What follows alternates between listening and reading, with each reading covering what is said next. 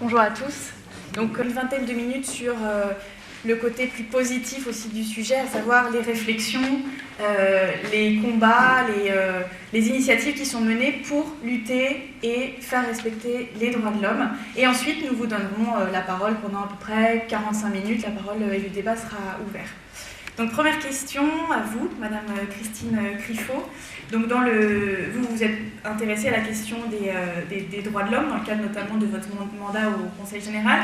Alors dans un cadre assez général, est-ce que vous pouvez nous expliquer pourquoi en fait et comment les violations des droits de l'homme, pourquoi elles sont perpétuelles en Afrique? Les violations des droits de l'homme en Afrique sont malheureusement fréquentes. Nous avons bien sûr la République démocratique du Congo. Nous savons que partout ailleurs, mais surtout en Afrique, les femmes sont des butins de guerre et sont victimes de viols. Les femmes, les petites filles, ce sont des choses qui sont absolument insupportables. Toutes choses qui se produisent dans des pauvretés. Donc tout ça, heureusement, ce sont des choses qui sont dénoncées. Ce sont aussi des faits contre lesquels luttent dans tous les pays, et ça j'ai pu le vérifier, dans tous les pays, il existe des sociétés civiles, il existe des associations qui œuvrent pour lutter pour ces atteintes intolérables aux droits de l'homme. Je voulais aussi rappeler que ces actions elles sont extrêmement importantes sur place et aussi à l'international. Et que nous, ici, en Europe, en France, nous avons aussi des organisations qui s'intéressent à l'international, qui s'intéressent, il y en a aussi beaucoup d'autres qui sont sur le terrain, qui interviennent. Des outils qui me paraissent indispensables pour ces luttes que nous menons. Et puis, c'est important aussi, c'est la Cour africaine des droits de l'homme et des peuples qui a été instituée en 2006, donc c'est relativement récent, mais j'ai pu constater que cette Cour avait une activité extrêmement importante, que de nombreuses affaires lui sont portées, qu'elle a ce rôle justement de veiller au respect de ces chartes. Donc tous ces instruments qui, je le répète, ne sont pas la solution à tout, sont des outils qui existent et qui, j'espère, pourront aider avec évidemment d'autres actions dont vous nous parlerez à l'atténuation et nous souhaitons un jour la résolution des problèmes que nous connaissons. Voilà, je vais laisser la place aux intervenants, à nos invités. Je ne pourrais malheureusement pas rester jusqu'au bout, mais encore une fois, merci d'être venu et d'avoir organisé cette réunion.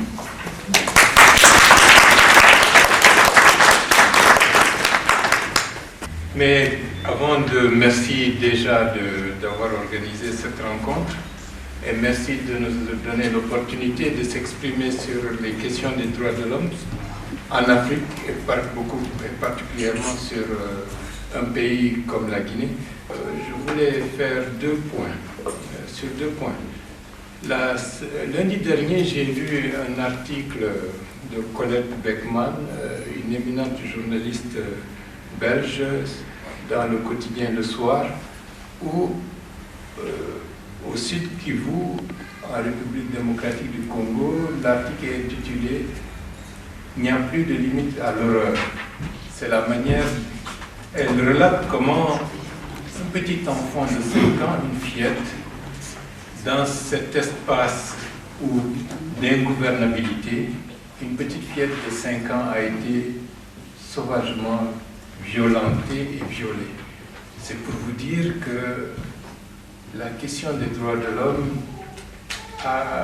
dans ce continent ou dans cette partie du continent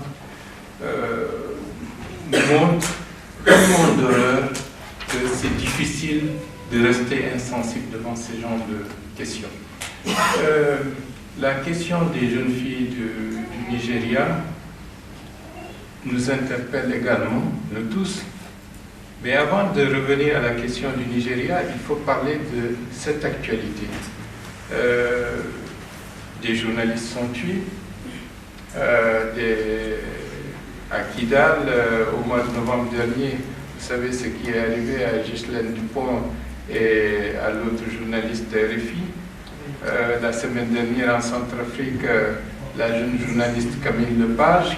C'est pour dire qu'il y a une volonté, au-delà de ces tueries barbares, il y a une volonté de maintenir le silence. Que le monde entier ne sache pas ce qui se passe, c'est la raison pour laquelle beaucoup de personnes, de par leur profession, sont des cibles par excellence de ceux qui ne veulent pas que le monde entier sache quelles sont les horreurs qui sont en train d'être perpétrées contre des êtres humains. Maintenant, merci, je vais revenir à votre question. Pourquoi la Guinée n'est pas encore démocratique? Mais peut-être pour ne pas rentrer dans un développement théorique, je vais essayer de parler de quelques expériences que nous avons eues. Par exemple, la première, comment l'OGDH a été créé. L'OGDH a été créé, l'idée de créer l'OGDH, c'était au lendemain de la mort de Sékou Touré. Certains d'entre nous qui étions étudiants, nous nous sommes dit, il faut éviter que la Guinée ne puisse retourner dans d'autres dictatures alors que la société n'a pas encore les moyens de créer des contre-pouvoirs pour s'opposer à toute dérive des différents pouvoirs en place. C'est ainsi, dans les années 86, 87, 88, nous nous sommes dit qu'il faut qu'il y ait une organisation d'abord des droits de l'homme qui doit mettre en place des structures pour prendre la défense de toutes les personnes, quelle que soit leur opinion et quelles que soient les régions auxquelles ils appartiennent. Et dans ce contexte, le gouvernement, c'était un régime d'exception, il n'y avait pas de constitution. Et nous nous sommes dit, comment faut-il faire? Il n'y a pas de constitution, comment faire légaliser une organisation des droits de l'homme? Nous avons utilisé ce que Mme Clifford a évoqué tout à l'heure, les textes ratifiés par la République de Guinée. Parce qu'avec le régime de Sékou Touré, ils ratifiaient tous les textes internationaux. Les pactes sur les droits de l'homme. Et nous nous sommes dit, utilisons les textes ratifiés parce que, de ce point de vue, c'est une arme juridique pour nous permettre de dire, à partir des textes ratifiés, nous demandons et nous créons une organisation guinéenne pour la défense des droits de l'homme. Ça, c'était en 1988-89. Donc, c'est pour vous dire que l'utilisation des outils juridiques est un élément extrêmement important, surtout dans des environnements où les droits locaux ne permettent pas ou ne sont pas encore dans une phase de maturité pour dire que les citoyens ont le droit de créer ceci ou cela. Donc c'est comme ça que l'OGDH a été créé. Et je dois dire, dans les années 88, 89, 90, nous nous sommes opposés au régime du général Lansana Conté et la plupart des victimes étaient des éléments du RPG qui est au gouvernement actuel. Et avec le doyen Thierno Madiosso, en 90, nous avons fait la prison pour s'être opposés à l'utilisation des armes à feu contre les étudiants. Et parce que le 22 novembre 1990, un jeune étudiant, Sékou Traoré, a été abattu par les forces de l'ordre dans l'enceinte de l'université de Conakry, Gamal Abdel Nasser. Donc c'est pour vous dire que c'est un élément assez important. Et c'est comme ça que nous avons contribué à doter le pays d'une institution pour assurer, disons, la défense des droits des citoyens.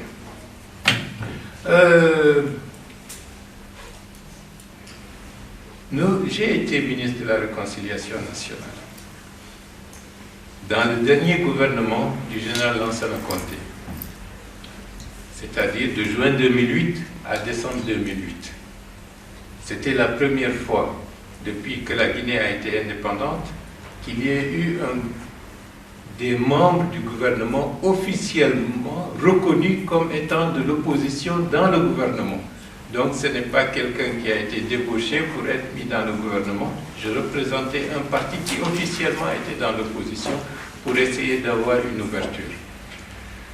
Beaucoup de gens raillaient le ministère, c'est pour réconcilier le monsieur et madame qui ont des disputes, des gens ont raillé. Mais fondamentalement, qu'est-ce que nous avons essayé de faire pendant ces 6 mois?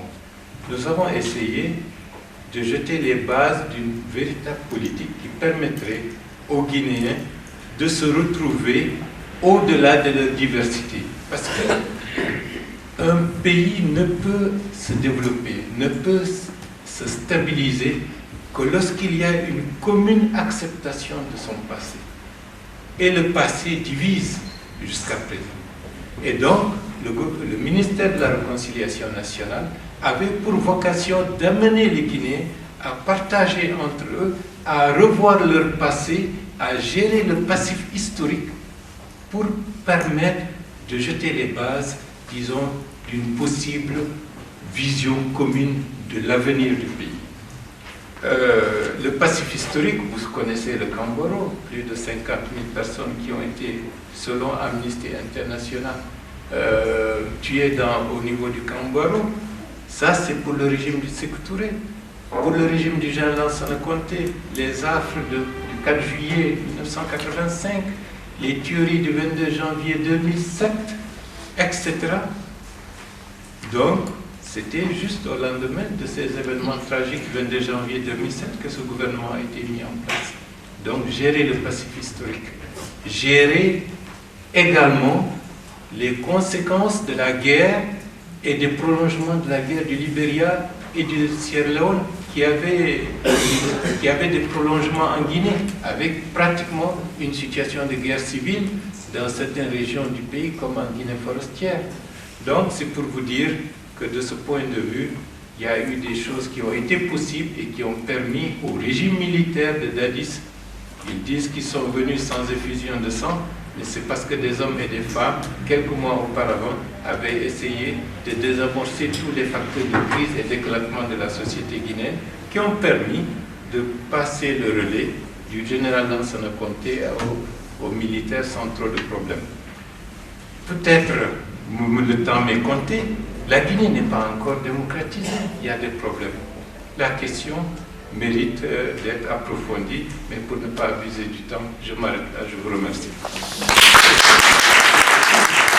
Et les questions liées aux violations des droits de l'homme sont d'importantes questions d'actualité africaine. Globalement, de 1960 à nos jours, statistiquement, au niveau des Nations Unies, 8 millions de victimes en Afrique, des guerres et conflits, des déplacés, et toute ethnie, toute nationalité confondue. C'est beaucoup. 22 000 conflits, et nombre de coups d'État et de tentatives de coups d'État, des modifications de constitution. Voilà les réalités dans lesquelles nous vivons, et ce sont des réalités qui nous interpellent. Lorsque vous voyagez, je conviens, vous comparez. Et lorsque vous comparez, vous constatez des particularités. Au niveau de mon pays, il y a eu une perception de l'adversité. Il y a eu des cas de violation. Il y a eu une succession de cas de violation. De l'indépendance à nos jours, tous les gouvernements successifs ont connu des cas de mort. Il faut expliquer ça. Il faut que la jeune génération sache que ce ne sont pas des ethnies qui se sont fait la guerre et que le résultat de cette confrontation a donné lieu à ce qu'on appelle le Camboro. Il faut qu'ils sachent que c'est la violence d'État et que la responsabilité ne saurait être imputée à une ethnie contre une autre. Et lorsque je parle de violence en Afrique et en Guinée, je parle de l'ethnocentrisme comme piège. la récupération politique de l'ethnie comme danger et cet instinct de violence dans les réactions. Il faut ramener la notion de respect des droits de l'homme au respect de la citoyenneté. Il faut faire en sorte que ce soit le citoyen qui soit respecté dans ses droits. Il faut faire en sorte que les sanctions puissent s'exercer à tous les niveaux, du chef de l'État au gouvernement, aux simples citoyens.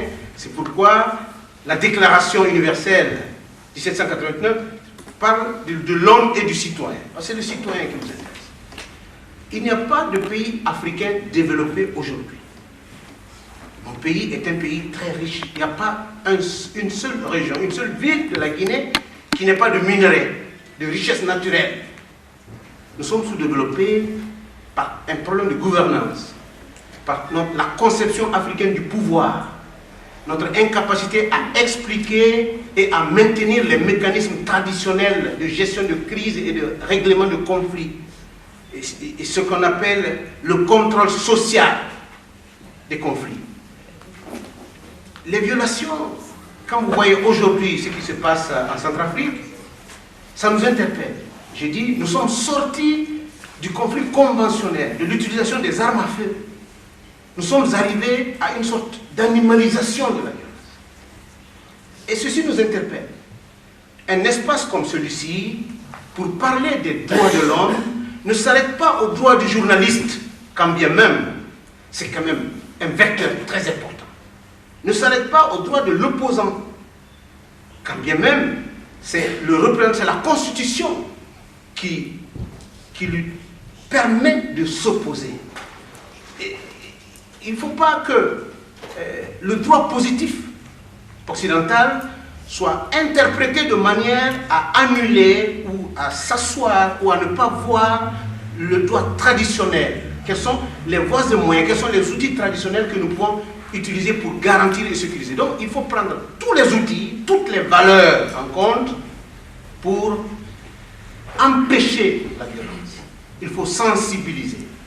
Nous avons un record. Lorsque vous voyez l'histoire de la Guinée de 1955 à nos jours, vous comparez le nombre de victimes en Guinée au nombre de victimes de la guerre en Sierra Leone ou au Libéria, vous êtes étonné de constater que nous avons le plus grand nombre de victimes. Mais puisque ça se passe tous les jours, et puisque spirituellement, enfin de façon séculaire et spirituelle, la spiritualité africaine ne vous encourage pas à porter plainte, à demander des dommages et réparations parce que vous avez eu un cadavre chez vous, un mort chez vous. Et les violences faites aux femmes ne sont pas déclarées. Il y a un certain nombre de violations comme ça qu'il faut intégrer et dans le suivi de la gouvernance, interpeller les acteurs politiques et publics sur leur responsabilité de protection des citoyens.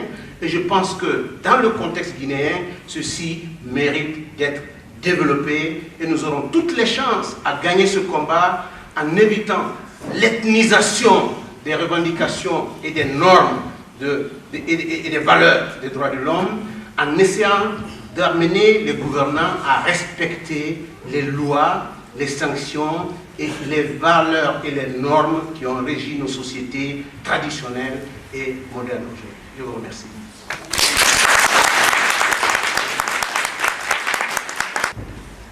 Le deuxième écueil auquel je me suis heurtée, c'était, disons, la préoccupation des organisateurs.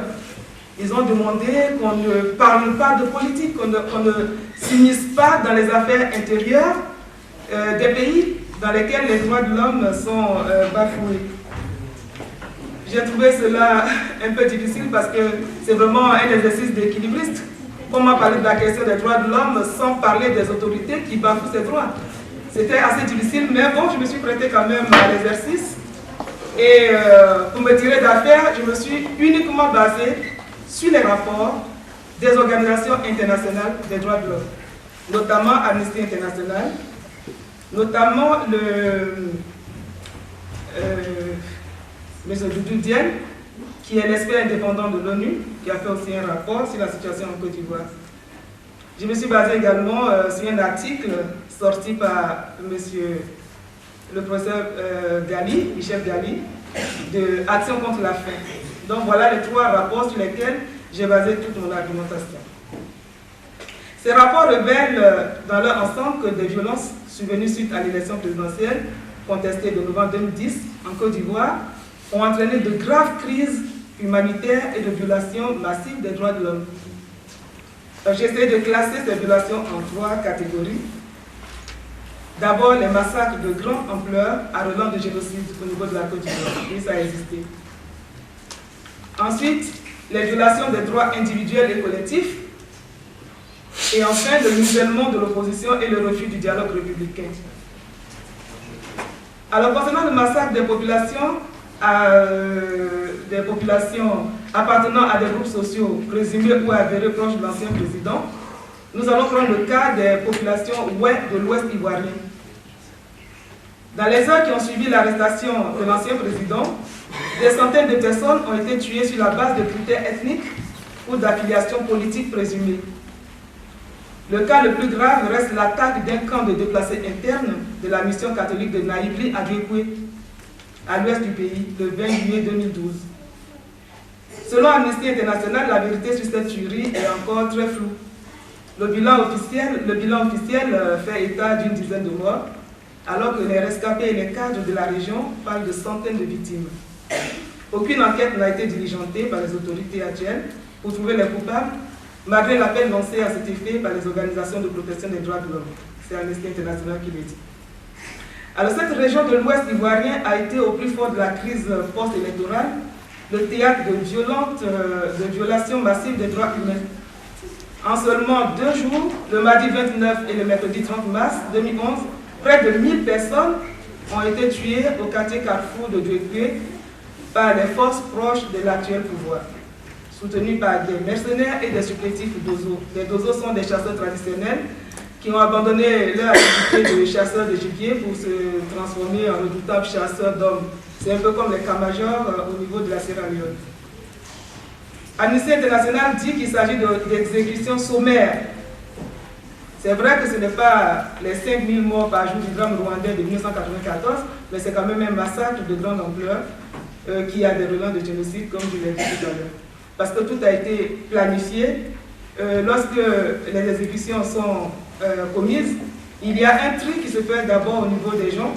Les femmes sont épargnées, mais les hommes sont exécutés, et même les petits garçons sont aussi exécutés. Des centaines de milliers de personnes de cette région ont été contraintes à l'exil, notamment au Libéria, au Ghana, au Togo et au Bénin. Aujourd'hui, on dénombre officiellement plus de 58 000 réfugiés ivoiriens au Libéria et sensiblement le même nombre au niveau des autres pays de la sous-région. Alors, la violation des droits individuels et collectifs. Cette violation se manifeste par l'expropriation et l'occupation illégale des terres et des autres moyens de production. On a remarqué, selon les enquêtes des organisations des droits de l'homme, que l'un des enjeux de la guerre faite à la Côte d'Ivoire est le contrôle des ressources naturelles, notamment les terres. Une enquête menée par le Monde diplomatique en septembre 2012 révèle que, depuis l'avènement des nouvelles autorités à la tête de la Côte d'Ivoire, le land grabbing, c'est-à-dire l'accaparation des terres par les multinationales, connaissent une ampleur en Côte d'Ivoire. Donc les populations sont dépossédées de leurs terres et à la place, ce sont d'autres personnes qui sont installées. À Abidjan, dans les grandes villes, les résidences des collaborateurs de l'ancien président sont saccagées, pillées ou illégalement occupées par les forces armées de Côte d'Ivoire. Les arrestations arbitraires, les détentions en dehors de toute procédure judiciaire continuent d'exister au niveau de la Côte d'Ivoire.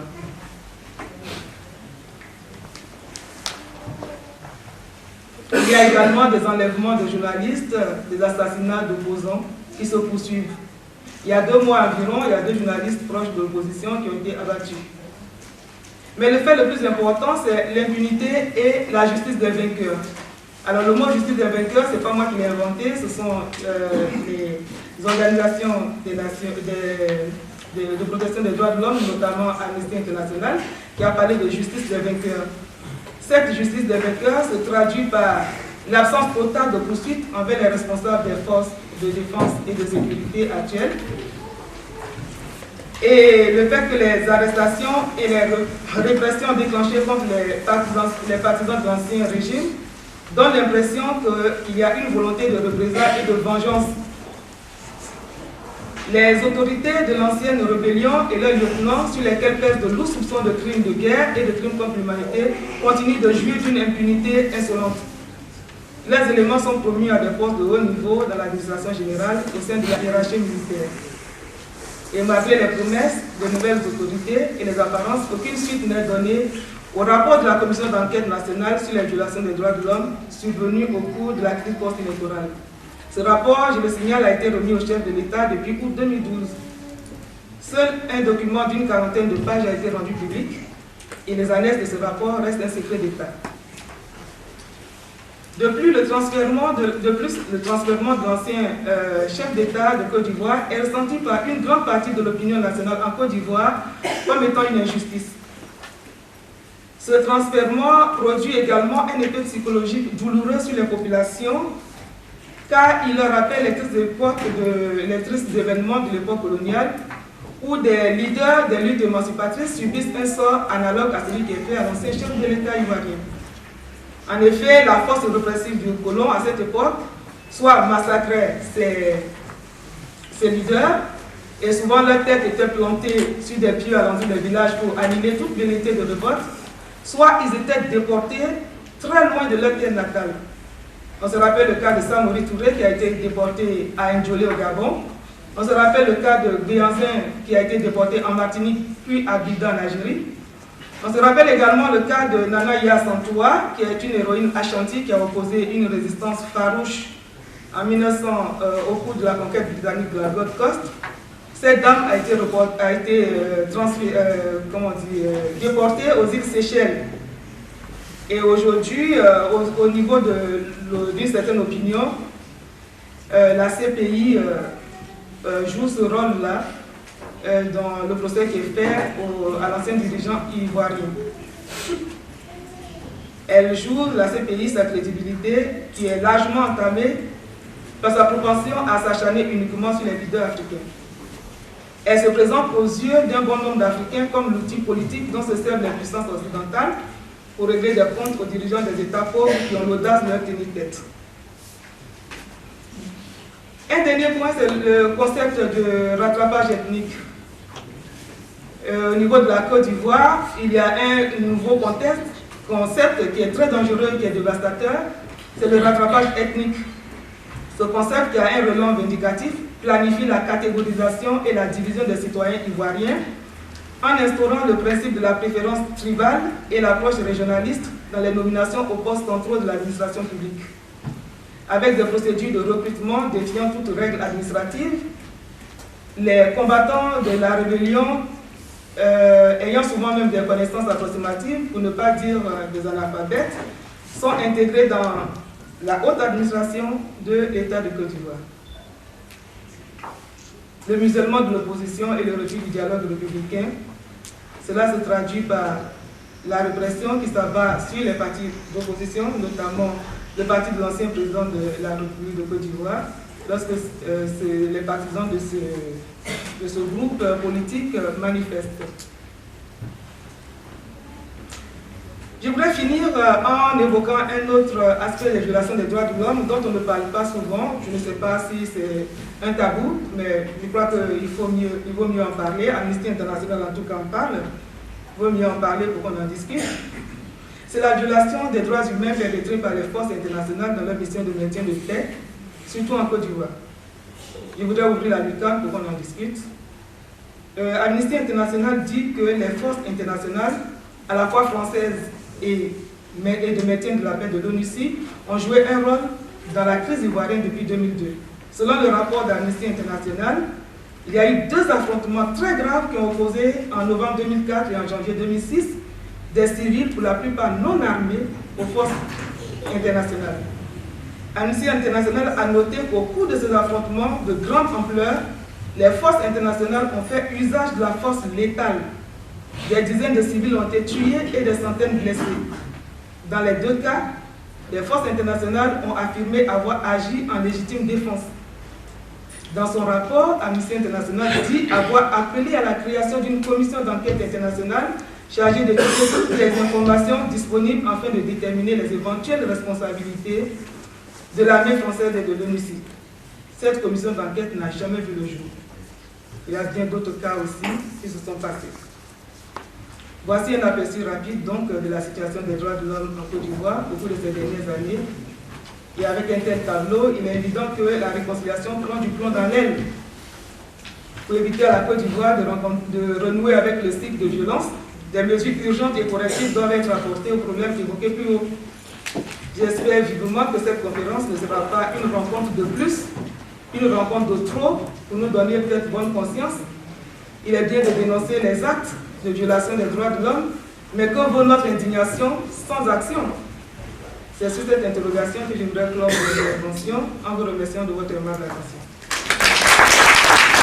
Après ce bref état des lieux qui est encore sombre des droits de l'homme en Afrique, il est primordial, et on voulait mettre l'accent là-dessus sur la conférence, de s'intéresser aux solutions, s'intéresser aux initiatives, aux réflexions qui sont menées de par le monde pour lutter contre la violation de ces droits de l'homme.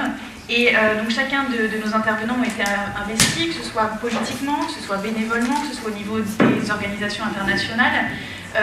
Voilà, on aimerait avoir un petit débat sur votre avis pendant une vingtaine de minutes sur quels sont les outils mis en place. Donc peut-être on peut commencer avec vous, Pierre Gaillard, vous au niveau de la Ligue des droits de l'homme. Quels moyens vous mettez en place concernant le sujet qui nous intéresse, l'Afrique? Nous, on est des spectateurs, nous sommes des étrangers quand même à la politique africaine, heureusement maintenant. Et quand j'ai entendu tout à l'heure qu'effectivement les pays avaient signé des accords sur des droits de l'homme, les conventions et tout ceci, bien souvent ils l'ont fait, même pas de leur plein gré, puisque ça avait été fait à l'époque de la colonisation, et que après les présidents suivants ont signé déjà ce qui avait déjà été signé. Il faut savoir ça aussi déjà. Donc il y a quand même une grande responsabilité du colonisateur avant tout. Et c'est ce qui est intéressant de savoir, notamment quand on est avec des Africains francophiles, comme on dit, francophones. C'est peut-être différent pour ceux qui sont à l'ouest. C'est peut-être un peu différent pour ceux qui ont été colonisés par les Portugais ou par d'autres pays. Bon, alors donc on va un peu... Moi je vais me limiter dans mon propos, dans mon savoir de ce que je connais sur l'Afrique que je connais. Et pourquoi je connais cette Afrique? Parce qu'effectivement, je voudrais saluer la présence d'Amartune qui est là, qui est aussi le président, je sais plus ce que peut-être on a eu tellement de titres, c'est le président d'SOS Racisme notamment, donc au niveau national, donc, et qui fait beaucoup de choses entre l'Isère et l'Afrique aussi. Donc je tenais à le saluer. Je reviens donc sur mon propos. Nous avons décidé, nous avons eu l'occasion, grâce avec Aide et Action et grâce à la Commission européenne, de pouvoir faire dans un pays qui a énormément souffert depuis son indépendance et même avant, c'est-à-dire la République de Guinée. C'est un pays qui est petit, mais qui est divers aussi. Et c'est un pays, vous savez, qui a connu toujours des exactions, des incivilités, des violations des droits de l'homme, des discriminations, avec un peuple qui est souvent un peuple intelligent, qui est un peuple éduqué, où il y avait un monde syndical important, où il y avait des forces de résistance qui étaient importantes.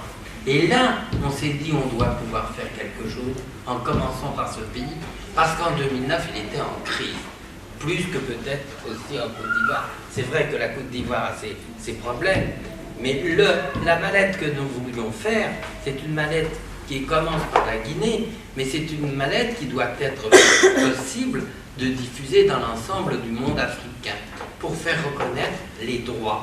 Et ce que je voudrais dire, c'est que quand je vois, excusez-moi, en Guinée, je crois qu'il y a encore un ministre des droits de l'homme, moi, je pense que c'est inutile. C'est les peuples qui demandent leurs droits. C'est pas les gouvernements qui leur donnent des droits. Et ça, il faut le savoir. C'est par la lutte qu'on peut arriver à quelque chose. Et cette lutte, elle ne se fait pas en se confrontant tout le temps entre ethnies, entre religieux, je ne sais trop quoi. Elle se fait par le dialogue. Et c'est ce que nous avons voulu réaliser. C'est-à-dire que nous avons voulu réaliser une plaquette qui ressemble un peu dans l'esprit de Mandela à cette instance de réconciliation et de vérité. Apporter la vérité, parce que dire la vérité, c'est comme ça qu'on se réconcilie. C'est comme ça dans un couple aussi, mais c'est comme ça aussi dans un monde entier. Et c'est à travers la vérité qu'on peut aborder quelque chose. Et donc nous avons fait un travail énorme avec nos camarades de l'OGDH, avec des Français qui s'étaient aussi investis, et surtout avec ce qu'on appelait le projet, donc un projet pour la société, pour une société meilleure en Guinée, qui faisait participer des gens qui avaient 30 ans environ, et qui venaient de toutes les régions de la Guinée, de Cancan à Conakry, de Boké à Fria, etc., etc., hommes et femmes, et qui venaient discuter de façon à pouvoir poser des questions pour les présidentielles. Et ils y sont arrivés. Il y avait pourtant beaucoup de candidats, mais ils avaient réussi à faire un estime. Et c'est ça qui est important. C'est-à-dire qu'on ne peut pas dire qu'on est de ce peuple-là et que celui-ci, sous prétexte qu'il est d'un autre peuple, c'est un crétin des Alpes, comme on dit chez nous. Enfin, c'est quelqu'un qui ne mérite rien. Il faut discuter. Il faut que l'homme ait la connaissance de l'autre homme, que l'homme ait la connaissance et les droits de la femme. Et on peut s'apercevoir que dans toutes les fiches qui ont été faites, eh bien, on a besoin effectivement de décliner tous ces thèmes de façon à ce que les gens en discutent ensemble et après on arrivera à la démocratie dans ces pays-là. Et je vais vous citer, je ne vais pas être très long, mais je vais vous citer les fiches qui ont été faites. C'est citoyenneté, droits de l'homme, bien sûr, c'est quelque chose qui est important. C'est réconciliation et impunité.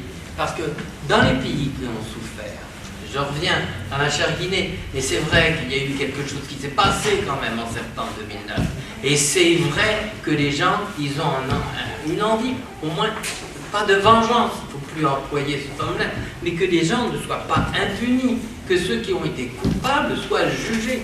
Vous citez la Cour internationale, c'est vrai qu'elle va lentement, mais en principe, les cours des pays, quand ils sont rétablis, quand la pseudo-démocratie, et c'est à eux d'abord de juger les assassins ou ceux qui ont fait des choses atroces. Autrement, après, c'est la Cour internationale, pénale internationale.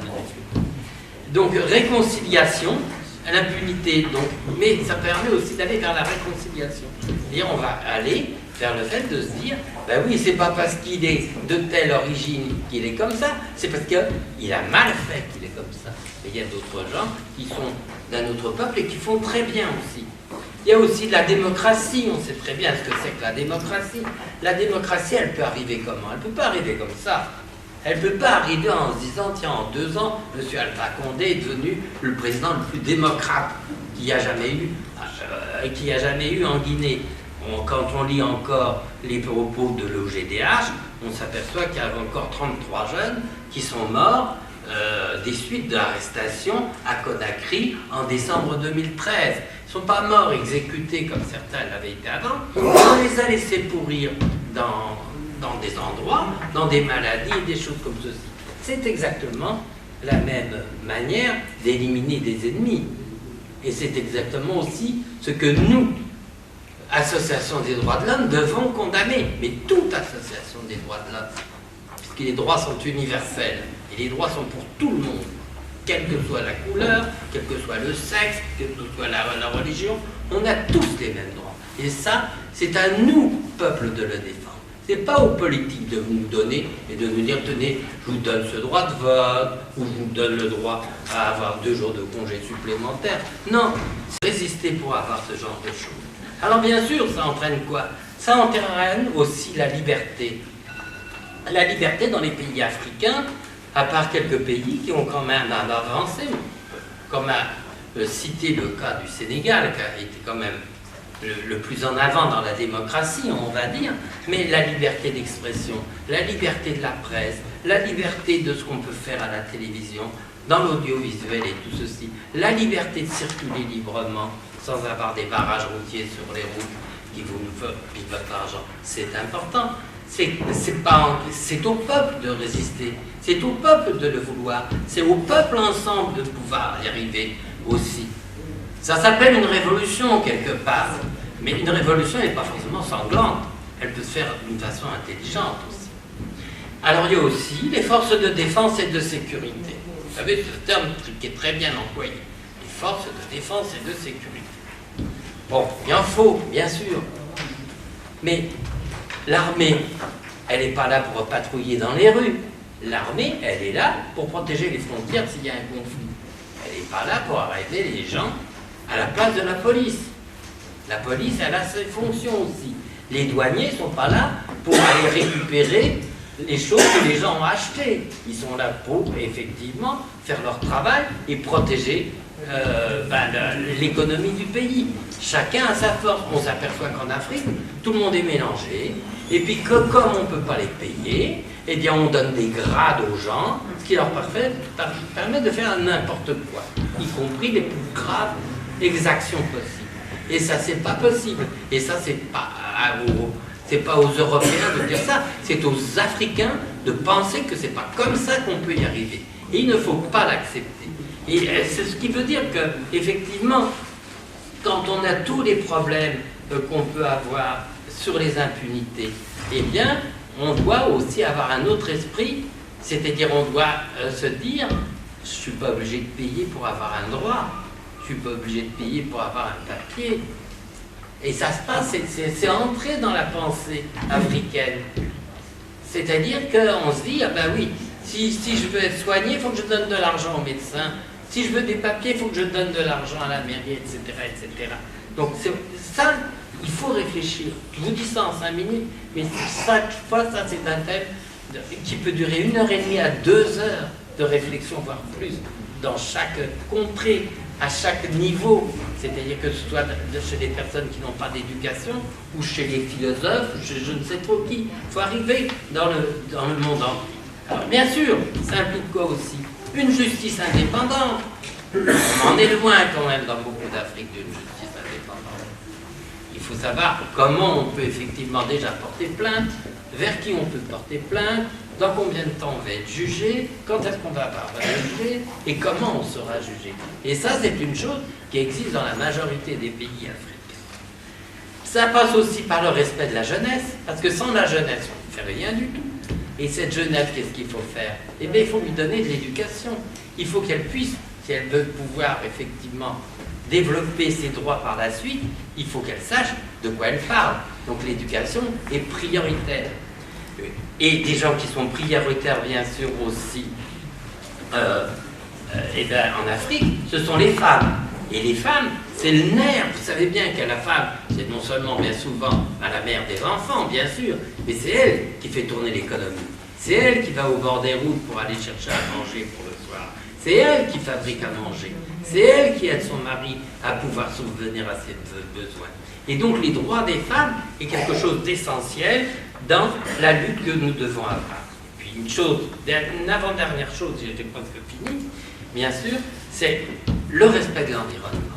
Et quand vous connaissez l'environnement, vous connaissez mieux que moi, mais l'environnement qu'il pouvait y avoir il y a 20 ans, les pays étaient propres. Maintenant, les pays, excusez-moi de vous le dire, mais c'est des pays, les arbres, il n'y a plus de feuilles, il y a des sacs en plastique dessus. Il y a quand même des choses qui se font qu'on a complètement détériorées au profit de qui? Je ne peux pas vous le dire, on ne va pas rentrer dans tous les problèmes internationaux, mais au profit de qui? Eh bien, on dépouille ces pays et on les rend quasiment insalubres. Et ça amène à quoi? Ça amène effectivement à une chose qui est très importante, qui vous permettra par la suite d'arriver peut-être à une démocratie, il faut le souhaiter, c'est le droit de vote. Et le droit de vote dans toute la légalité. Quand on voit ce qui se passe, que ce soit en RDC, c'est un pays qui est quand même à désigner du doigt quand on voit comment les élections sont organisées, ou dans d'autres pays, il faut effectivement exiger une possibilité de droit de vote et une organisation des élections qui soit claire, nette, précise, et qu'on en connaisse la vérité, pas au bout de 3 ans après avoir manipulé les bulletins de vote des populations. Voilà, je vous remercie. Monsieur Paulet-Sicandier, Pierre Gaillard a fait référence à la notion de la jeunesse. Est-ce que vous partagez l'idée, tous les deux, qu'il y a un effort particulier à faire, encore plus important aujourd'hui en 2014, auprès des jeunes, et comment le faire, cet effort? C'est la question centrale. Pour que je sois compris, je partirai du cas guinéen. Tout à l'heure, vous m'avez posé la question, la Guinée n'est pas encore démocratique, qu'est-ce qu'il faut faire? Vous savez, il y a des processus sociaux et politiques, parfois très longs. Il y a des générations qui ont été marquées fortement par des dictatures. Dictature Sékou Touré, dictature Lansana Conté. L'impact d'une dictature sur la mentalité de toute une société laisse des traces et il faut du temps pour que ça puisse être évacué. C'est pour dire qu'il y a une génération de Guinéens, quelle que soit leur ethnie, Peul, Malinké, Soussou, Forestier, qui se sont succédés, Sékou Touré, Lansana Conté, Dadis Camara, Sekouba Konaté, Alpha Condé, des premiers ministres Jean-Marie Doré, Cellou Dalein Diallo, Lansana Kouyaté, Sidia Touré, etc., etc. Je peux citer toute une panoplie d'hommes et de femmes de toutes les ethnies qui, à un moment donné, ont gouverné la Guinée.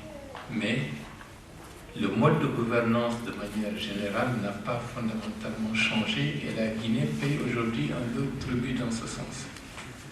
C'est pour dire simplement que le processus politique est marqué par des strates liées à des générations politiques. Il y a une génération qui part et il y a une nouvelle donnée qui arrive.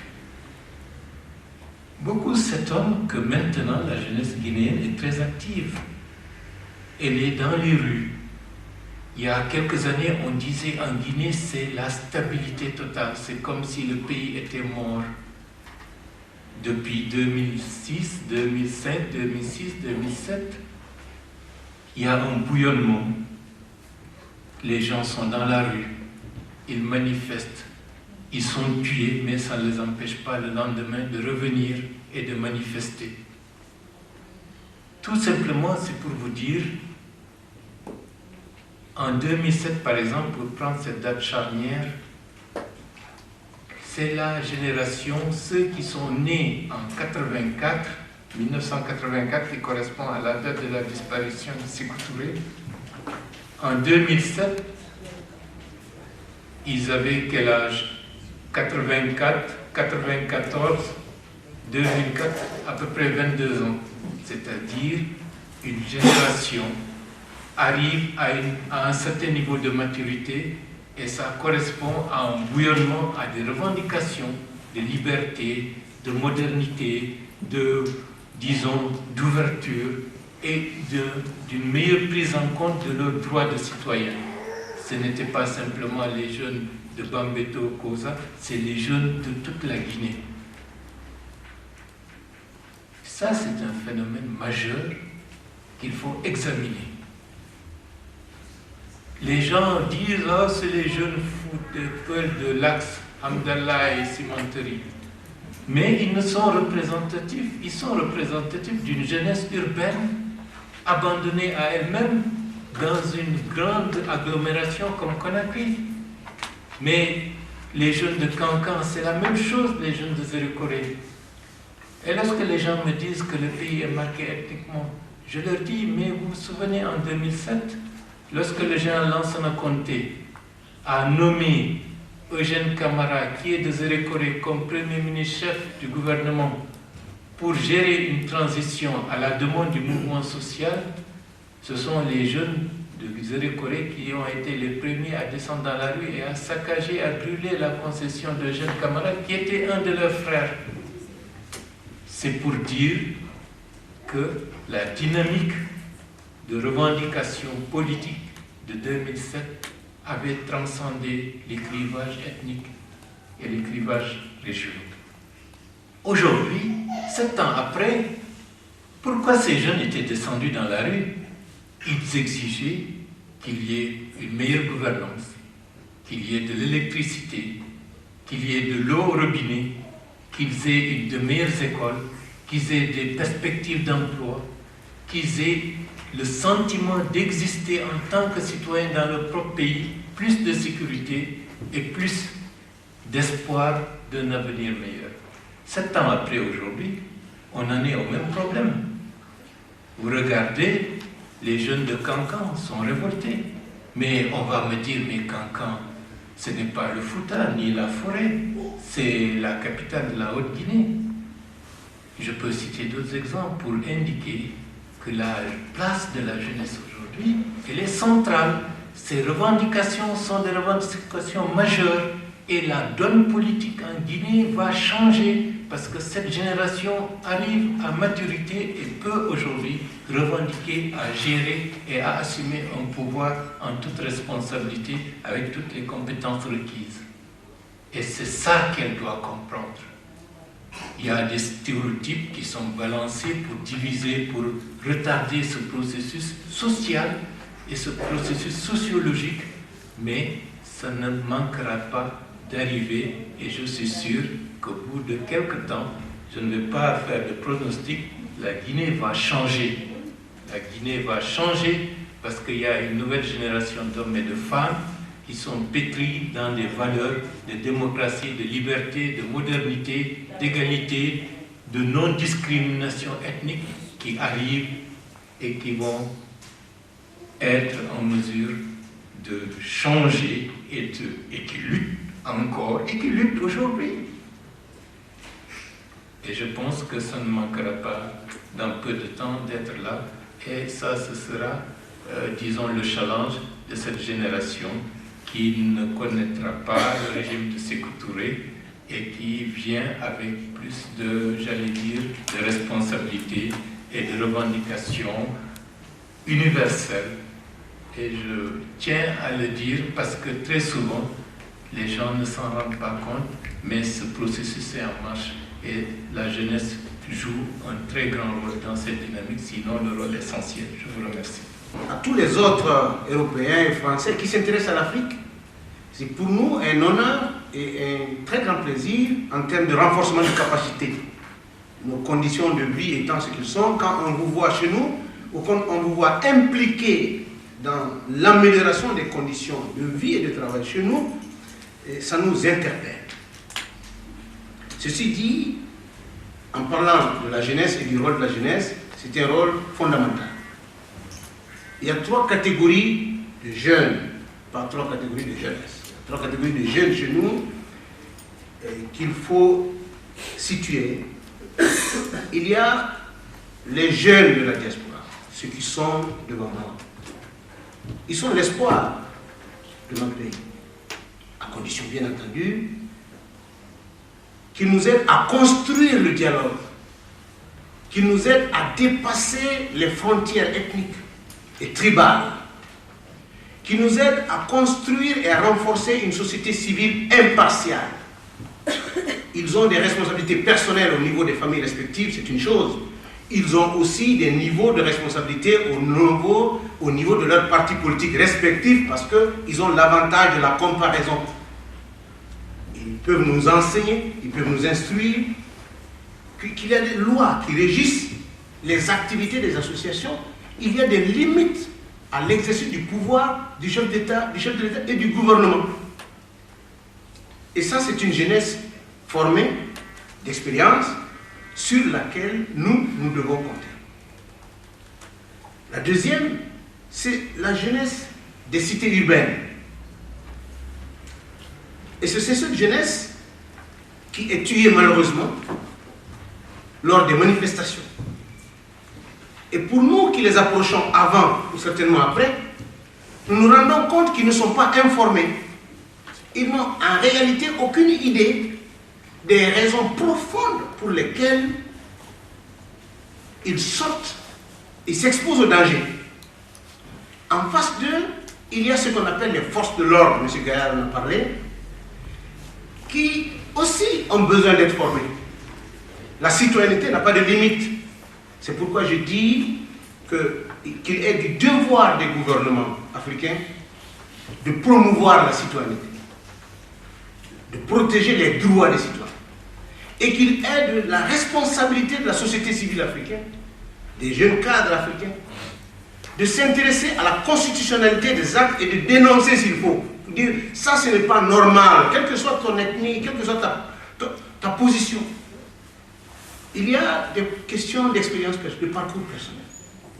Moi, j'ai été le plus vieux des jeunes politiciens de mon pays. J'ai commencé à 14 ans, j'ai 60 ans aujourd'hui. J'ai rencontré et pratiqué personnellement tous les chefs d'État que notre pays a connus. Personnellement.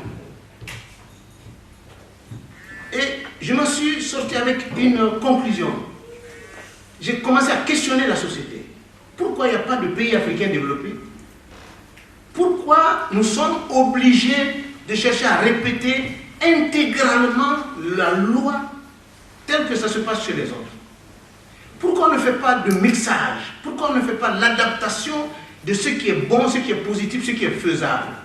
Pourquoi on fait en sorte que, quelle que soit la bonne foi d'une personne, dès qu'il devient chef de l'État, il s'installe dans la dictature, la loi divine?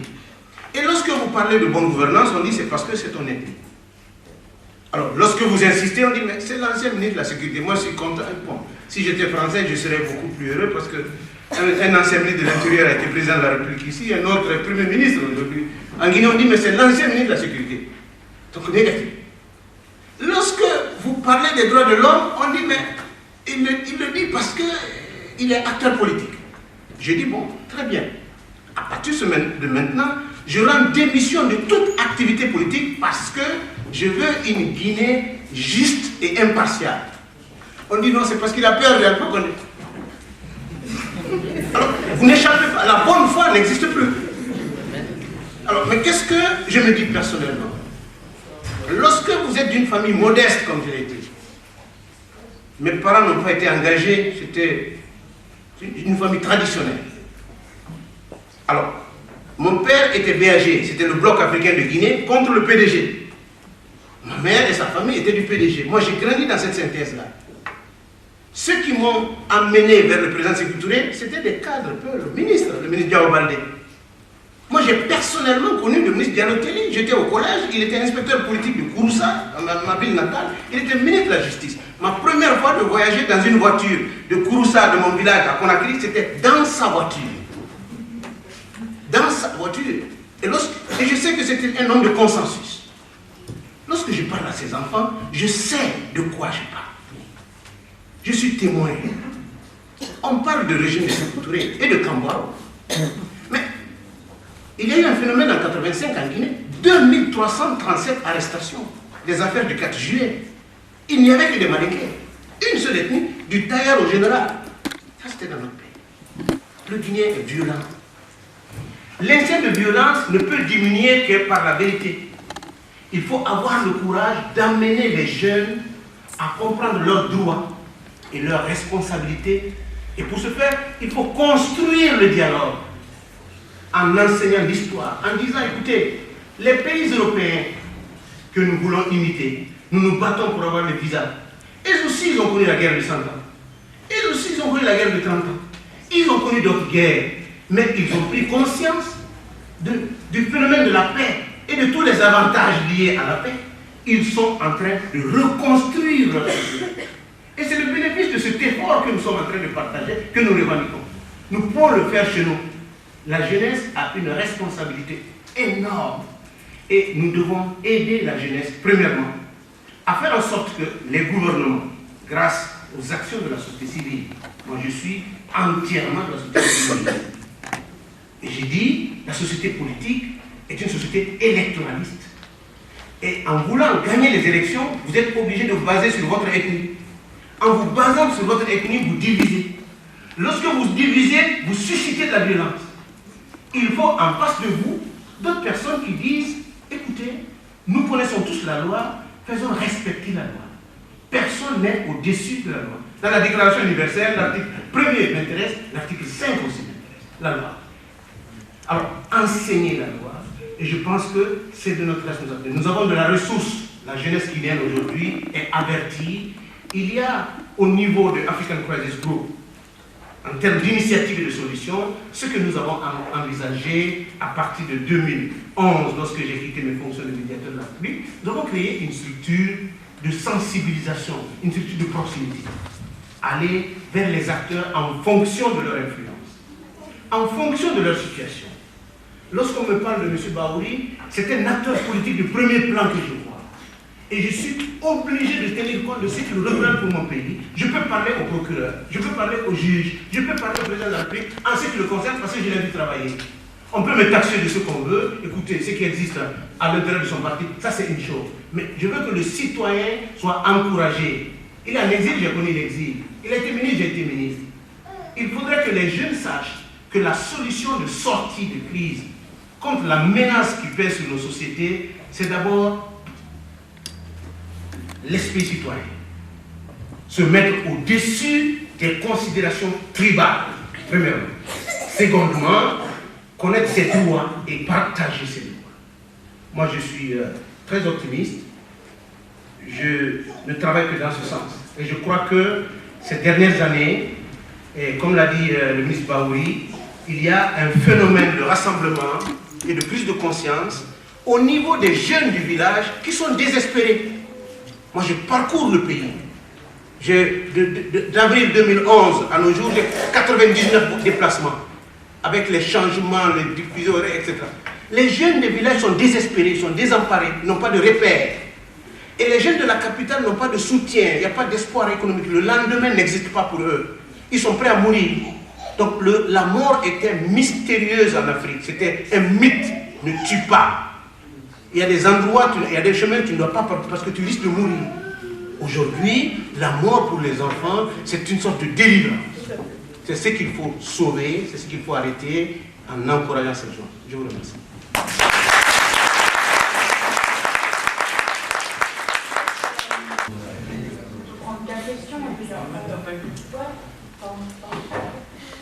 Donc je commence peut-être par M. qui a demandé en premier.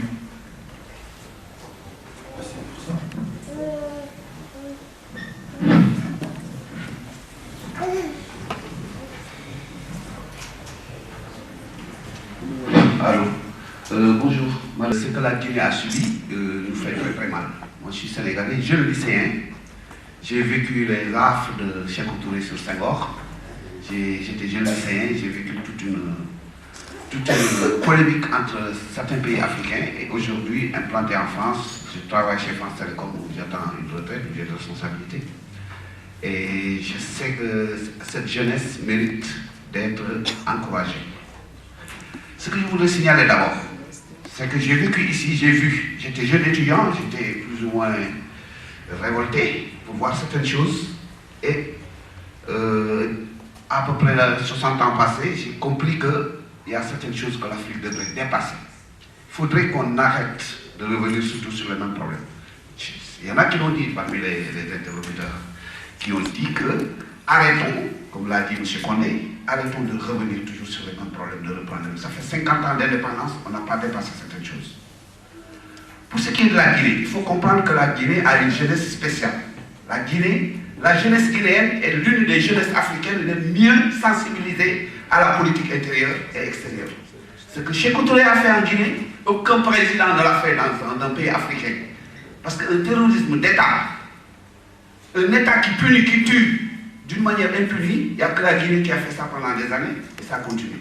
Et ça nous a fait mal, nous jeunes Africains, quand on était à côté. Moi je suis au Sénégal, j'étais à côté. J'ai eu beaucoup de professeurs qui étaient dans les lycées privés. Ils venaient de Guinée. Mon frère avait des amis guinéens. Moi, j'ai grandi avec des jeunes guinéens. Aujourd'hui, ma femme est guinéenne. Et pourtant, ce n'était pas quelque chose que j'avais prévu.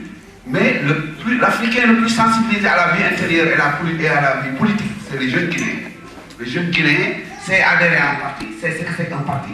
C'est ce que c'est qu'un président de la République, c'est ce que c'est qu'un ministre, c'est ce que c'est qu'un président d'association. C'est pour ça que je les remercie et je les félicite. C'est pour ça qu'aujourd'hui je suis présent. Moi je connais où j'ai vécu dans des pays où ça continue à très mal se passer pour les femmes. Et les femmes là sont, enfin en parlant du viol en particulier, je ne comprends pas depuis des dizaines d'années qu'il n'y ait pas une pétition à l'ONU officielle par rapport aux droits des femmes. Voilà. Il y a la CEDAW. Comment peut-on agir là-dessus? Alors que la femme en Afrique a toujours été respectée, la mère, on avait du respect pour la mère. Merci pour les organisateurs, je m'appelle Anis Kaba, je suis guinéen. Je voulais juste faire un petit rappel au niveau de la Guinée. Oui. En fait, le problème guinéen, pour moi, je pense que ça se situe à 3 axes. C'est-à-dire le temps de Sékou Touré, de 84 à l'arrivée de probablement la démocratie générale Lansana Conté, Alpha Condé. Donc il y a eu ce 3 passages en Guinée. Et il s'est passé ce qui s'est passé. Il s'est passé beaucoup de choses. Au temps de Sékou Touré, il y a eu beaucoup de morts, les Malinké, les Peuls, les Forestiers, les Soussous, etc. Au temps de Lansana Conté, il y a eu beaucoup d'exactions. Les Malinké, les Peuls, les Forestiers qui s'entretuent chaque fois. Et aujourd'hui, il y a eu une pression de la jeunesse guinéenne, comme disaient les interlocuteurs, qui nous a amenés aujourd'hui à... On ne finit pas. Comment des choses, on ne finit pas. Et aujourd'hui, on en a un peu marre de se rejeter les responsabilités, indexer les gens et dire que voilà, aujourd'hui, c'est les Malinké qui sont au pouvoir, c'est les peuples qui ont été comme ça. On doit sortir de ce problème. C'est quoi le problème? Ma proposition. Voilà ma proposition. Moi, je demande, tout simplement, la diversité, c'est important. Les multipartismes, c'est important. Chacun doit être dans n'importe quel parti qu'il veut. Mais choisissons la Guinée. La Guinée, ça veut dire quoi? Ça veut dire aujourd'hui, vous parlez des droits de l'homme, vous parlez des exactions, vous parlez tout ce que vous voulez, mais si le peuple sait son droit, qu'est-ce que j'ai comme droit? C'est quoi mon devoir? On ne pourra rien faire. Et le problème des politiques de la Guinée, c'est ça. Vous connaissez tout de la Guinée. Vous avez dit au ministre, au président. Le problème, c'est le problème guinéen, c'est le problème du peuple de Guinée qui ne connaît même pas ce qui se passe. Attends, j'en finis. Pour dire tout à l'heure, M. Gouazi, il disait que les fonds sortir dans la rue, ils ont tous pour rien, tout simplement parce qu'ils veulent leur propre intérêt, ils veulent accéder à quelque chose. Donc moi je demande tout simplement, tout ce qu'on va faire, d'ailleurs rien n'est fait en Guinée, je ne sais pas, mais ce que je peux vous dire, si vous voulez vous investir, essayez au moins de vous investir dans l'éducation, tout part de là. Si vous maîtrisez l'éducation, le droit de l'homme, le droit du Guinéen, le droit je ne sais pas quoi, ça va marcher. Merci. Alors, moi je suis venu voir tout simplement, je suis à Grenoble depuis 87. La seule chose qu'il y a, les étudiants qui sont là, ils sont très souffrants. La preuve, il y en a, ils dorment chez moi par terre. Il y a un monsieur qui est là, à date, M. Paul, qui essaie de les aider.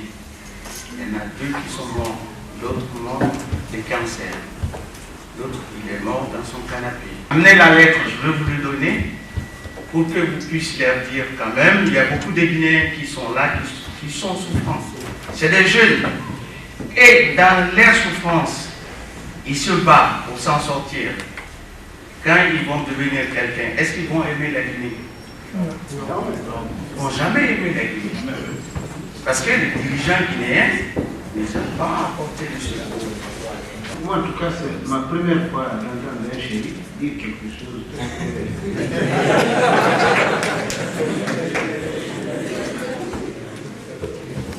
Pour ceux qui ne savent pas, il y a le cousinage qui est une manière de régler certains conflits ou de créer des liens de parenté pour essayer de détendre l'atmosphère. Lorsque 2 personnes se rencontrent, il suffit qu'avec leur patronyme, on dit ah tiens, ce sont les shérifs et les condés. Merci. Bon, il y a beaucoup d'interrogations.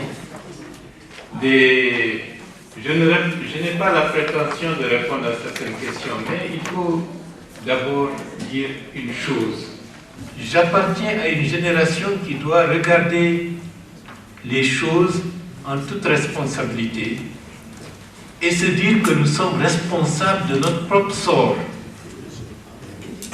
Ça, c'est le préalable pour ne pas rejeter toujours la faute à l'autre, c'est l'autre, c'est l'autre, c'est l'autre. Nous sommes responsables de notre propre sort, en bien ou en mal. Et malheureusement, le mal l'emporte dans beaucoup de pays.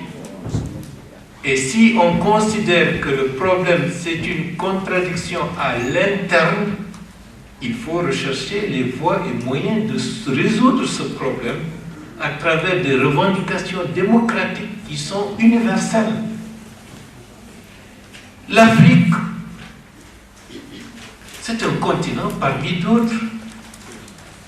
Il n'y a pas de spécificité particulière d'une identité africaine qui serait complètement différente des identités des autres nations. Et je pense qu'à partir de là, on pourrait regarder les choses avec plus de rationalité et moins d'émotivité qui risque d'altérer notre capacité de résoudre et de gouverner. Ça, c'était un préalable par rapport à beaucoup. Les viols des femmes, je suis d'accord que c'est devenu une arme. C'est devenu une arme pour soumettre, pour humilier et pour réduire à néant. Lorsqu'on s'attaque aux femmes et aux enfants, c'est qu'on s'attaque à la société tout entière. J'étais le président de la commission d'organisation de la manifestation du 28 septembre 2009 à Conakry. J'ai vu comment les militaires ont fait violer en pleine journée des femmes au stade du 28 septembre. Ce n'était pas pour une déviance sexuelle, c'était l'anéantissement d'une volonté de lutte qui doit être marquée dans l'esprit de tout le monde. Heureusement que les femmes et la société guinéenne a pu se passer ça, peut-être en apparence, parce qu'il y a beaucoup de stigmates qu'on n'a pas encore vus et qui ne vont pas tarder à agir. Mais je suis d'accord avec vous, il faut faire quelque chose et il faut faire grandement quelque chose pour ça. L'enlèvement des fillettes du Nigeria, ça va dans le même sens. La femme qu'on enlève, qu'on vend, qu'on réduit en esclavage, c'est tout le monde qui est réduit en esclavage, qu'on soit libre ou pas. Donc c'est bien. Pour M. Kaba, je suis d'accord dans votre première partie de votre intervention, j'étais très satisfait. Mais dans la deuxième partie, la liberté se conquiert. Les jeunes ont le droit de se battre et de revendiquer leur pleine citoyenneté. Si le régime est démocratique, il peut accompagner ces revendications. Mais la plupart du temps, ce ne sont pas des personnes individuelles qui décident d'aller tirer sur les manifestants. C'est un pouvoir, c'est un régime avec ses forces de l'ordre. Tant que les autorités ne donnent pas des instructions de réprimer violemment les manifestants, en Guinée, les manifestations se font toujours de manière très pacifique, il n'y a pas de heurts. Régulièrement, la responsabilité de la violence est du côté de ceux qui détiennent le pouvoir. Et donc, ce n'est pas une société par nature qui aime la violence, mais les pouvoirs en place privilégient la violence pour résoudre les problèmes. Parlons de Zogota, des paysans qui manifestent parce que leurs enfants n'étaient pas recrutés dans une mine à côté et que nuitamment à minuit, des forces de l'ordre débarquent dans le village, égorgent près de 7 paysans. On ne peut pas me dire qu'en pleine nuit, il y a des manifestations en Pacifique, dans une région où il n'y a pas d'électricité. C'était une manière de réprimer, d'intimider, de faire peur pour que les gens n'osent pas revendiquer leurs droits et n'osent pas affirmer qu'ils ne sont pas contents de la manière dont ils sont traités. Bien. Donc la responsabilité politique, je suis suis d'accord, on peut faire beaucoup de choses ensemble, mais il faut faire confiance pleinement à tout le monde et que les acteurs politiques doivent assumer leurs responsabilités, surtout ceux qui sont au pouvoir, parce que c'est eux qui ont les moyens de gérer la violence. Bon, pour M. Haïdara, Mohamed Chérif, si la lettre est rendue publique, ça ne fera pas de... Pas de problème. Ok, merci. De toutes les façons, il y a beaucoup de notes d'optimisme. J'aurais souhaité, avec la permission de Métani, il y a un contexte. Ce n'est pas parce que les gens sont divisés ethniquement qu'il y a des problèmes ethniques. Ce n'est pas parce que les jeunes ne veulent la violence qu'il y a la violence. Il faut faire un bon diagnostic des États et de la situation. Premièrement, il y a un phénomène majeur important qui est négligé. Le phénomène climatique, les sécheresses de 70 ont bouleversé les sociétés africaines, surtout le Sahel. Et les conséquences deviennent fâcheuses. Ça a poussé des populations qui étaient auparavant au nord à descendre vers le sud. Des nomades deviennent des sédentaires un peu plus au sud, avec des problèmes fonciers, avec des problèmes d'eau, avec des problèmes de cohabitation, des populations qui se sentent envahies. Ça pose des problèmes de cohabitation et ça pose des problèmes de partage des terres, ça pose des problèmes de partage de l'eau et ça crée des zones de conflit. La crise de l'État, avec des ajustements structurels qui mettent tout le monde dans la rue, chômage, une jeunesse de plus en plus nombreuse, sans perspective. Quel avenir, quelle direction? Ça fait le lit de tout ce qui peut être considéré comme étant des aventures. Boko Haram n'est qu'une conséquence de cette malgouvernance endémique avec des réponses non apportées, chômage, etc., etc. Mais maintenant, les réponses qui sont apportées par des aventuriers, entre guillemets, ce sont des révoltes, ce sont des réponses qui ne sont pas des réponses, mais constituent des impasses, et c'est l'une des raisons, je ne dis pas la principale raison, l'une des raisons qui fait du Sahel, de la bande mauritanienne jusqu'au littoral de la Somalie, et aujourd'hui une zone d'instabilité. Le troisième élément, les États africains sont pratiquement en crise. Ce sont des États néopatrimoniaux. Je ne développerai pas ça, mais c'est des États néopatrimoniaux qui s'appuient sur le maintien de clientèle pour capter les ressources publiques. Mais les ressources publiques, pour les capter, il faut qu'il y en ait suffisamment assez. Mais au fil des années, il y a tarissement et il y a des problèmes. Donc c'est pour vous dire que ce que nous voyons comme ethnicisation ou les questions de religion ou autres, ou les questions éleveurs, agriculteurs, surtout dans cette partie du monde, ne sont que les conséquences d'une malgouvernance endémique. Et c'est la raison pour laquelle je suis d'accord avec le pape François lorsqu'il dit, par rapport à la fièvre Ebola en Guinée, la plupart du temps, c'est dans les pays d'incurie que des choses comme ça arrivent. Je vous remercie. Et la place des femmes, vous en avez parlé ça tout à l'heure. Ça constitue... Voilà, c'est la date. 52%, excusez-moi madame, 52% de la population guinéenne, ce sont des femmes. Et ce sont elles qui sont au centre de l'économie familiale du pays. C'est important à signaler. Alors voilà pourquoi, c'est pour ça que je pensais à ça.